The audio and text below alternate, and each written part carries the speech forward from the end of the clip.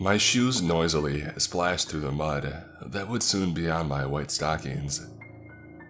I grasped onto my hat as a breeze rustled the trees and made the forest sing a scratchy tune. Fog had settled over the forest and covered it entirely, making it difficult to see too far ahead of you. I began walking forward once more and was greeted with the familiar smell of Granny's cooking. The old house stood to the far right of me, and the old tree with a rope hanging down from it stood nearby. Granny had told me one day that she would get someone to hang back up my tire swing so I could enjoy it once more, but she never has. I opened up the old creaking door and saw Granny turn around from her cooking. I nodded towards her and she gave me a stern look. Granny always had this look of sorrow and pain in her eyes that I never understood. Now that I was getting older, I was not as energetic as I had been when I was younger, which seemed to upset Granny. She used to be more lively and happy, but I think she just doesn't want to explain what is past the woods. She forbid me to ever leave the dark forest and go beyond its reaches. Why? I don't know, but I would like to find out. I'm tired of being confined to such a small world where all there is are trees. Eat, child. Stop staring off into space. I came over to the table from where I was standing at the door, after I put my hat and shoes up. I looked down at my soup bowl and frowned. I ate my food slowly and looked over to my doll who was sitting on my bed. I remembered the day I got that doll like it was just yesterday. Its curly red locks were almost the color of crimson blood, and its pale white skin reminded me of snow. Child, entertain me. Tell me the story of how you got that doll over there. She pointed with her rusty spoon to where the doll sat, and my eyes came back to my soup bowl. I was just 4 when I had gotten that doll from a beggar who sat near the bakery every day. I would run off to fetch bread for Mother, and when I would see him, I felt sympathy for this old man and gave him some bread every day. Mother would scold me so for doing it and wasting her money, but I wanted to help him. He gave me the doll one day and told me to keep it for as long as I would live, and I skipped away. The next day, Mother brought me here to live with you.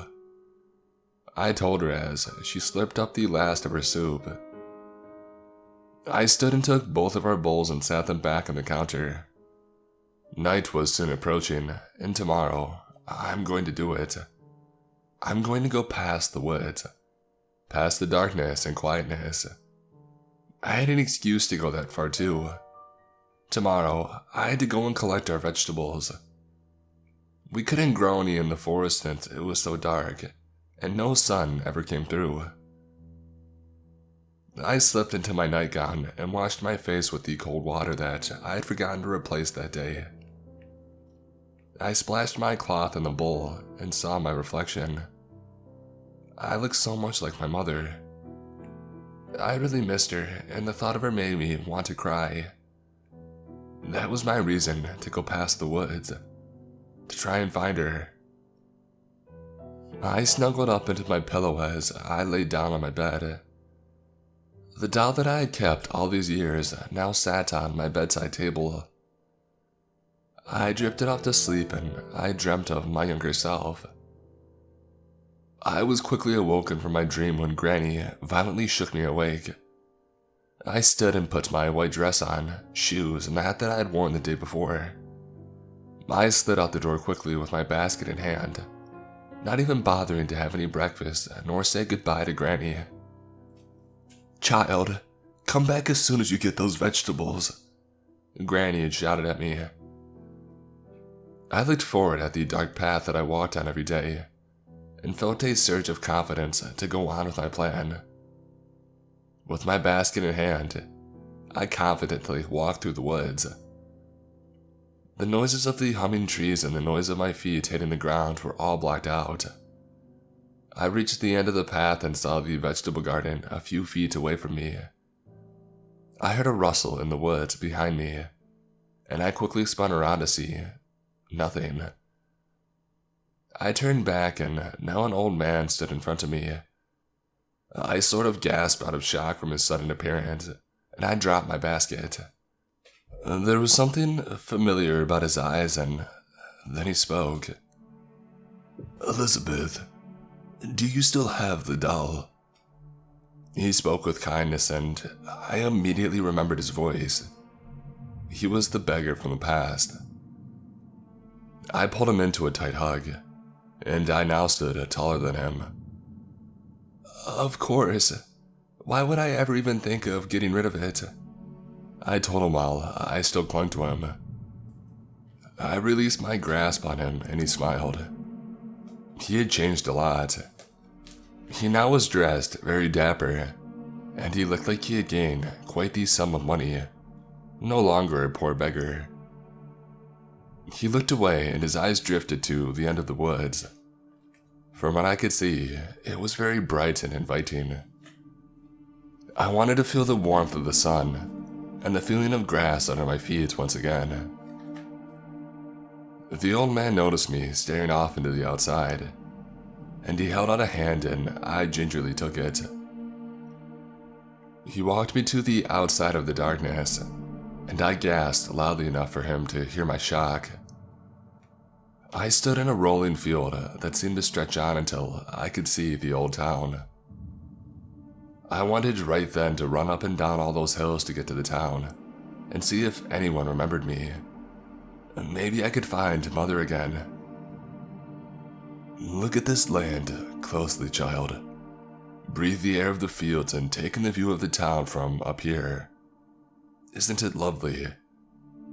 He asked with that tone of kindness in his voice once more. I nodded happily, and we began our trek. We went up and down the hills, which seemed to take ages, but it didn't matter to me. I would walk as long as it would take to become a part of society again. The air thickened, and the wafting smells of the town filled my nose once again. I ran faster than I ever had before, my dress flowing in the wind and my shoes hitting the town's tile. I looked around excitedly and saw the old bakery. I looked inside of its glass windows and could see Mrs. Smith organizing the new pastries and treats. A bell shook as I walked through the door, and she swiftly turned around. She had of course gotten older, but I could still recognize her face. "Welcome," she excitedly said, and I went up to the counter and she covered her mouth and looked at me in fear. I questioned why she did this, and I flashed a smile back at her. She came close to my ear and whispered, and I could barely hear what she had said. "You need to return to the woods at once, Elizabeth. It's not safe for you here anymore. The town isn't what it used to be." Why would she say that? The town looked as I had remembered it, and it was never unsafe. "Mrs. Smith, whatever do you mean?"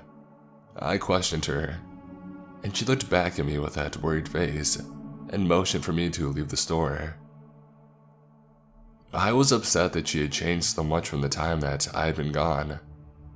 Mrs. Smith used to be a very kind woman who would always let me take sweets home, even when I hadn't paid for them. I walked back out of the store and strolled through the town. I saw someone who I never thought I would see again, and I ran up to them. Mother sat on the front porch, a book in her firm hands. The tight bun that rested firmly on her head made me jealous, since I could never get my hair to cooperate. "Mother!" I jumped into her arms and gave her a tight hug. She recoiled from my touch, and I frowned at her. "Mother, it's me, Elizabeth, your daughter," I stated sadly. I can't believe she couldn't recognize me. She bent down to pick up her book that had fallen to the ground and sighed. She placed the green book on the other table beside her, and she motioned for me to come inside. I followed her, and it seemed as if nothing had changed, except for Mother. "Elizabeth, come sit with me for a moment." She then motioned for me to come sit with her in the dining room, and I obliged.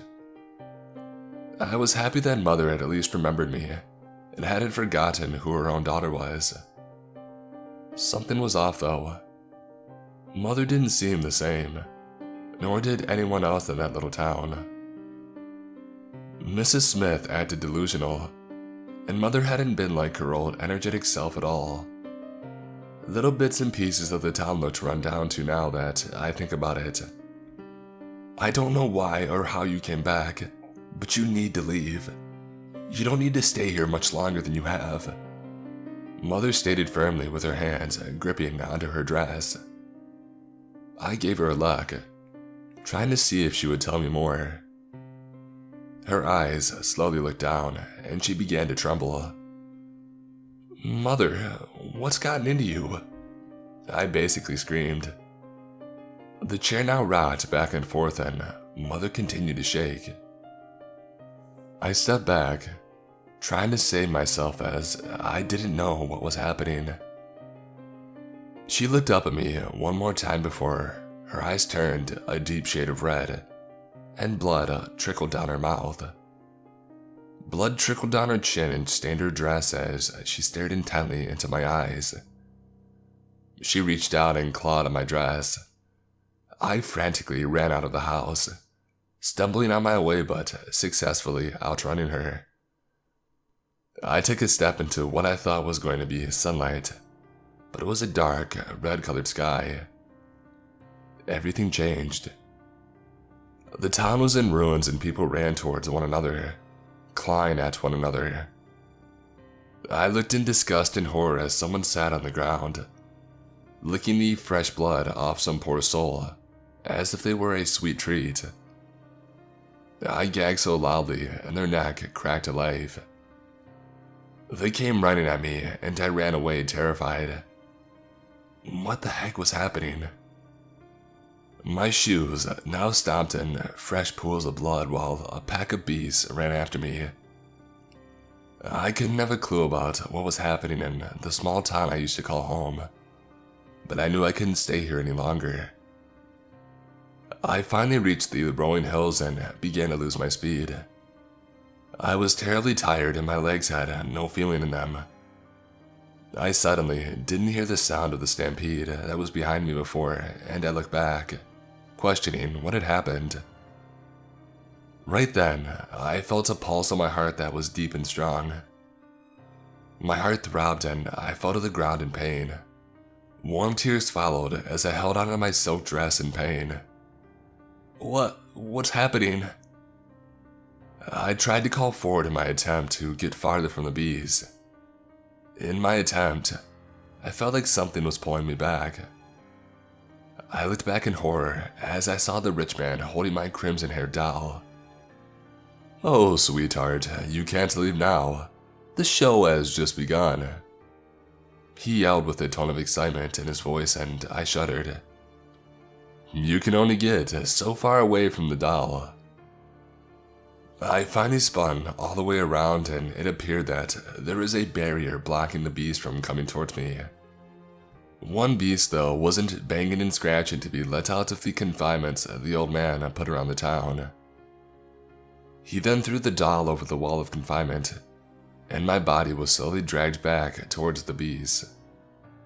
My body was now squished against the wall, and my eyes met the gentle beast. The see-through confinement revealed the boy's dark brown hair and his blue eyes. He put his hand next to the wall, and I put mine against it. "If you can't reach the doll, then I'll just have to make it easier for you." He screeched out again, and the barrier was taken away.